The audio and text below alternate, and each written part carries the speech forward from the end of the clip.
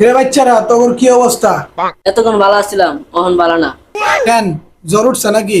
না, জ্বর জ্যামের মধ্যে আটকে রয়েছে, আয় পড়বো কিছুক্ষণের মধ্যে। আচ্ছা, আগে বাকি গ্যাস্ট্রিকের ওষুধ খা, তাইলে আর জ্বর আইতো না। রে নাজু, তোর কি অবস্থা? তুই তো কথা টথা কস না।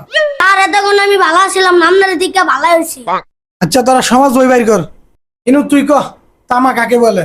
ফ্যান চালানোর জন্য যে তার ব্যবহার করা হয়, তার উপরে প্লাস্টিকটা ফেলাই দিলেই তার ভিতরে যেটা থাকে এটা তামা। নাজু, এবার তুই কহ, তরল পদার্থ কাকে বলে? আর পেট খারাপের পরে যে ডালের মতো গুটি বাইরা ওটি তরল পদার্থ। এবার তুই কহ, মুরগি ডিম থেকে কিভাবে বাচ্চা ফুটায়?